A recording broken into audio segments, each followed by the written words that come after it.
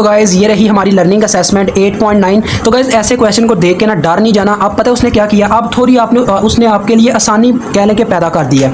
अब उसने क्या चीज़ इस्तेमाल किया, उसने क्या किया कि उसने डायरेक्टली आपको इम्पीडेंसेस दे दिया, यानी हमें J omega L 1/j omega C इस तरह के जिन जोड़ में जाके मतलब कि उसको हल करके फाइंड आउट करने की ज़रूरत नहीं पड़ेगी। अब हमने करंट को मालूम करना है डायरेक्टली फेजर में, वो हमें तैयार कर रहा है नेक्स्ट चैप्टर के लिए, क्योंकि नेक्स्ट चैप्टर में सारा कंसेप्ट ही फेजर का है। तो देखें अब ये सारे पैरेलल में लगे हुए हैं, हमें टोटल करंट फाइंड आउट करनी है, तो हमें टोटल इंपीडेंस फाइंड आउट होनी चाहिए ताकि हम वोल्टेज को टोटल इंपीडेंस पे डिवाइड करें और हमें करंट मिल जाए। ये ओहम्स लॉ की तरह ही है, यानी V और R इक्विवेलेंस हमें मालूम होनी चाहिए। यहाँ पे Z इक्विवेलेंस इस वजह से कहते हैं क्योंकि इसमें इमेजिनरी पार्ट आ जाते हैं। तो गाइज हम यहाँ से चलना स्टार्ट करते हैं। देखें सब पैरेलल में लगी हुई हैं वैल्यूज़। तो पहले हम क्या निकालेंगे, ZR और ZC का पैरेलल। तो इसको मैं नाम देता हूँ Z1, ठीक है। तो देखें 4 और -1j हैं आपस में पैरेलल। तो पैरेलल में हमेशा ऊपर मल्टीप्लिकेशन हो जाती है वैल्यूज़ की, तो 4 मल्टीप्लाई हो जाएगा -1j से, ठीक है। और बटे में सम हो जाता है, 4 -1j ही आ जाएगा क्योंकि उसके साथ माइनस है, तो इस वजह से ये 4 प्लस इंटू -1j आएगा, फिर से ये -1j आ जाएगा। यानी कह लें कि इस तरह से 4 प्लस इंटू -1j ये आई है हमारे पास। ऊपर मल्टीप्लिकेशन हो गया, नीचे सम हो गया। अभी हम इसको हल कर लेते हैं थोड़ा सा। तो ये मेरे पास क्या आ जाएगा guys, -4j divided by 4 -1j। अब ये मेरे पास इन दोनों की इक्विवेलेंस आ गई। आगे जो हमारे पास आएगा यानी Z1 जो आई है हमारे पास, वो इसी तरह से नेक्स्ट के साथ लग जाएगी पैरेलल में। ये मेरे पास कह लें Z1 है, वो आगे पैरेलल में किसके साथ लग गई, ZL के साथ, यानी इंडक्टर के साथ पैरेलल में लग गई ZL। ये मैं शक्लें भी साथ साथ बनाता जाऊँगा ताकि आपको थोड़ी आसानी रहे। अब ये इसके साथ पैरेलल में क्या होगा, ऊपर मल्टीप्लिकेशन होगा, नीचे सम होगा। तो उसके लिए पहले हमें इसे थोड़ा सा हल करना पड़ेगा, यानी इसकी एक वैल्यू बनानी पड़ेगी। तो हम कैलकुलेटर पे पोलर और फेजर का कंसेप्ट इस्तेमाल करेंगे। ये देखें कैलकुलेटर आ गया। अब ऊपर जो है रियल पार्ट 0 है और इमेजिनरी पार्ट -4 है। हम इसको फेजर में कन्वर्ट करते हैं। पोलर, ये देखें मैंने शिफ्ट दबाया, शिफ्ट फिर ये पोलर आ गया, ठीक है। इसमें अब मैं क्या पुट करूँगा, पहला पार्ट इसका 0 है रियल पार्ट, और उसके बाद कामा -4 जो कि j के साथ मौजूद है। तो इससे मुझे वो फेजर में दे देगा वैल्यू, यानी 4 इंटू एंगल -90 डिग्री, ठीक हो गया। अब डिवाइडेड बाय 4 पोलर में कन्वर्ट करना है, तो शिफ्ट पोलर आ गया। ये पहली वैल्यू है रियल पार्ट है 4, तो ये आ गया 4, फिर कामा और इसके साथ j जो है वो है -1 है j के साथ। तो यहाँ पे हम क्या लिखेंगे, -1। तो अब ये मुझे क्या वैल्यू दे रहा है, देखें 4.12 ये मैग्नीट्यूड है मेरे पास, और एंगल वो कितना देता है, -14.04 कह लें, 04 डिग्री। अब मैं इन दोनों को डिवाइड करूंगा, यानी रियल पार्ट से डिवाइड हो जाएगा और एंगल ऊपर जाके प्लस हो जाएगा। तो मेरे पास Z1 क्या निकलेगी जी, 4 डिवाइडेड बाय 4.12। तो ये मेरे पास आया गाइस कितना, 0.97, और एंगल -90 डिग्री, ये एंगल ऊपर जाके प्लस हो जाएगा। तो इसमें हम क्या करेंगे, ऐड कर देंगे 14.04 को। तो ये गाइस आता है -75.96 डिग्री, ठीक है। अब ये इतना हो चुका है हमारा काम। अभी गाइस पता क्या है, आप अभी इसको इसी तरह से रहने दें क्योंकि नेक्स्ट भी अभी से हमें कन्वर्जन करनी पड़ेगी। अब ये क्या है, ZL के साथ पैरेलल में है, तो क्या आएगा, हम Z2 के नाम से एक नई इंपीडेंस फाइंड आउट कर लेते हैं, जो कि आएगी कैसे, Z1 मल्टीप्लाई, यानी दोनों पैरेलल में ऊपर मल्टीप्लिकेशन नीचे सम। तो देखें क्या वैल्यूज पुट होती हैं, 0.97 इंटू फेजर एंगल -75.96 डिग्री, और दूसरे के साथ क्या है 2 इंटू j डिवाइडेड बाय। अब नीचे वाले को हमें फेजर वाले को कन्वर्ट करना पड़ेगा रेक्टेंगुलर में, यानी रियल एंड इमेजिनरी पार्ट में, क्योंकि सम और डिफरेंस हमेशा रियल एंड इमेजिनरी पार्ट में होता है और मल्टीप्लिकेशन और डिवीजन फेजर में होता है, ठीक है। तो प्लस है किस, ZL की वैल्यू 2j। अब हमें क्या करना पड़ेगा, ऊपर वाले 2j को मैं पहले फेजर में कन्वर्ट कर लेता हूँ। देखें कैसे, P फेजर उसका रियल पार्ट क्या है, 0 है, तो ये 0 आ गया, साथ में कामा, फिर उसका इमेजिनरी पार्ट है 2, तो ये मैंने 2 पुट कर दिया ब्रैकेट ऑफ। तो ये देखें रेडियस उसने क्या दिया, 2 इंटू 90 डिग्री। तो अब मैं यहाँ पे पुट कर दूंगा Z2 is equal to 0.97 into phasor angle -75.96 degree. Guys ये अभी हमें लंबे क्वेश्चन के लिए प्रिपेयर कर रही है बुक। तो देखिए 2 इंटू फेजर एंगल 90 डिग्री आ गया। अब डिवाइड, अब मैं इसको बताता हूँ, इसको आपने दोबारा से इसमें कैसे कन्वर्ट करना है, यानी कि रियल एंड इमेजिनरी पार्ट में। आपने पता क्या करना है, शिफ्ट दबाना है, ये रेक्टेंगुलर यानी माइनस के ऊपर रेक्टेंगुलर है। तो हम यहाँ पे क्या करेंगे, पहले रियल पार्ट यानी ये फेजर के साथ वाली मैग्नीट्यूड लिखेंगे जो कि है 0.97, फिर एंगल लिखेंगे कामा डाल के। तो एंगल क्या है हमारे पास, माइनस में -75.96। तो ये ब्रैकेट बंद, डिग्री ना डालें उससे कोई फर्क नहीं पड़ता, इज इक्वल टू। अब ये मुझे x दे रहा है, यानी ये इसका रियल पार्ट है 0.24, मैंने उसको राउंड ऑफ कर लिया, और साथ में y दे रहा है मेरे पास माइनस, ये इसका इमेजिनरी पार्ट है, यानी इमेजिनरी पार्ट से मीन्स जिसके साथ j मौजूद होगा वो है 0.94 -0.94 j।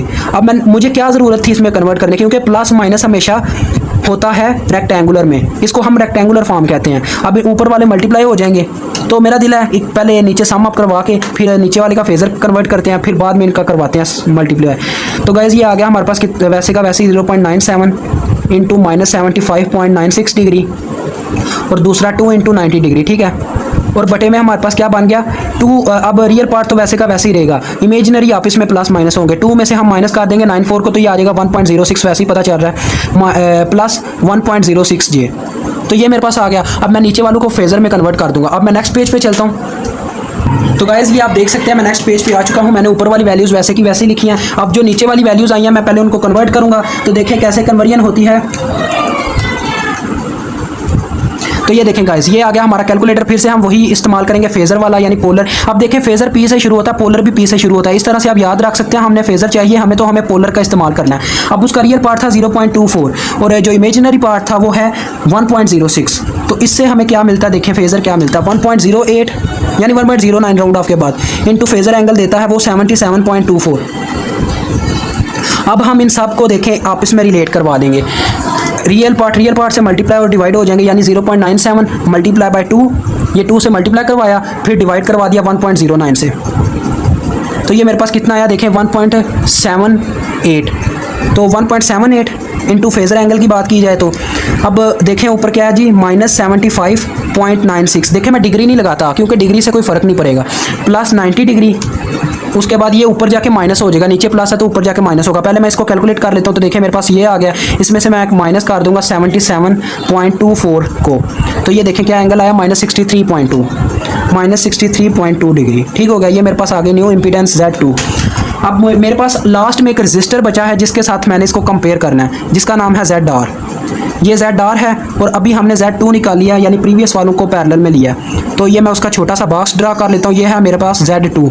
अब ये भी इसके पैरेलल में लगी हुई है, तो मैं फिर से वही काम करूँगा। मेरे पास कह के अब मैं इसको नाम देता हूँ Z इक्विवेलेंस का, क्योंकि मेरे पास टोटल सर्किट की निकल आई है अब इम्पीडेंस। तो मैं क्या करता हूँ गाइस, देखें ऊपर मल्टीप्लाई कर दूँगा फिर से ZR multiply by Z2 divided by ZR plus Z2। यही असूल है हमारे पास मल्टीप्लिकेशन और यानी पैरेलल का, ये दोनों पैरेलल ही लगे हुए हैं। तो देखें अब Z इक्विवेलेंस क्या निकलती है, ऊपर आ जाएगा हमारे पास। अब ZR हमारे पास पता है गाइस किसके बराबर है, ZR हमारे पास बराबर है 2 ओहम के। तो 2 इंटू फेजर एंगल 0 डिग्री होगा, जिसके साथ क्या लें सिर्फ रियल पार्ट होता है ना, उसके साथ फेजर एंगल 0 होता है। तो Z2 हमारे पास कितना है 1.78 इंटू फेजर एंगल आ गया -63.2 डिग्री। अभी हम इसको फिर से रेक्टेंगुलर में नीचे कन्वर्ट कर लेते हैं, क्योंकि Z2 तो 2 है। अब नीचे सम अप होना है तो हमें इसको रेक्टेंगुलर में कन्वर्ट करना पड़ेगा, यानी रियल एंड इमेजिनरी में। तो ये देखें मैं रेक्टेंगुलर का इस्तेमाल करता हूँ, माइनस से रेक्टेंगुलर आ गया। ये थोड़ी ब्लर हो रही है, माजरत। अब मैं इसमें वैल्यू लिखूंगा Z2 की, देखें 1.78 आ गया मेरे पास पहले, फिर मैं कामा डालूंगा तो दूसरे नंबर पे है मेरे पास जो एंगल है उसकी वैल्यू लिखूंगा -63.2। तो ये देखें x मेरे पास कितना आ रहा है 0.8, ये इसका रियल पार्ट है। और दूसरे नंबर पे मेरे पास इसका इमेजिनरी पार्ट है जो कि है -1.6 जे कह लें, जे लिखते हैं साथ में जो y होता है। तो ये आ गया मेरे पास। अब मैं इसको कैलकुलेट कर लेता हूँ, देखें क्या बनता है मेरे पास। 2 को इससे ज़रब दे दें, पहले ही हम ज़रब दे लेते हैं, चलें 1.78 से हमने ज़रब दे दी 2 को, तो ये मेरे पास आ गया 3.56। तो एंगल तो 0 डिग्री है, उसमें जमा माइनस हो भी जाए कोई फ़र्क नहीं पड़ेगा। तो ये मेरे पास आ गया ऊपर टोटल। अब डिवाइड में हमारे पास क्या बनेगा 2.8 इंटू ये हमारे पास बनेगा 2.8 -1.6 जे, यही बनेगा। अब मैं इसको फेजर में कन्वर्ट कर लेता हूँ, क्योंकि ये असूल है, मैंने आपको पहले भी बताया डिवीजन और मल्टीप्लिकेशन का। 2.8 इसका रियल पार्ट है और इमेजिनरी पार्ट है -1.6। तो ये देखें गाइस मेरे पास क्या आया 3.2, दूसरे को आप आगे छोड़ दें जो भी एंगल आ रहे हैं, -29.74 डिग्री। अब मैं इसको कैलकुलेट कर लेता हूँ। तो 3.56 को मैं डिवाइड करूँगा किससे 3.2 से, तो ये देखें मेरे पास कितना आ रहा है 1.1 नहीं भरा। आगे एंगल लिखते हैं। अब एंगल क्या होगा, ये एंगल ऊपर जाके प्लस हो जाएगा। तो 63 -63.2 प्लस 29.74। तो ये देख लें क्या आया -33.46 डिग्री ओहम, ठीक है। ये मेरे पास आ गया इक्विवेलेंस इंपीडेंस। अब मैं इजीली आई को फाइंड आउट कर सकता हूँ। देखिए मेरे पास वोल्टेज क्या थी 10 into phasor angle 20 degree, V over Z equivalence आ जाएगी हमारे पास, which is equal to 10 into phasor angle 20 degree. और इसका भी आप एंगल बटे में लिख दें, यानी ये जो फेजर है लिख दें 1.1 इंटू -33.46 डिग्री। तो यहाँ से हमें इसकी वैल्यू मिल जाएगी 10 को डिवाइड कर दें आप किससे जी 1.1 से, तो ये मेरे पास आ रहा है 9.1 कह रहे हैं 9.1 इंटू फेजर एंगल, ये ऊपर जाके प्लस हो जाएगा, ये बन जाएगा 53, बिल्कुल 53.46 डिग्री। तो गाइज़ ये हमारा जवाब था, अम्पेयर्स में आ गया हमारी वैल्यू। तो इसमें उसने हमें ओमेगा नहीं दिया हुआ, लिहाजा हमें इसे टाइम डोमेन में कन्वर्ट करने की ज़रूरत नहीं है। मुझे उम्मीद आपको समझ आ गई होगी। इंशाल्लाह मिलेंगे नेक्स्ट क्वेश्चन में। अल्लाह हाफिज़, अस्सलाम वालेकुम।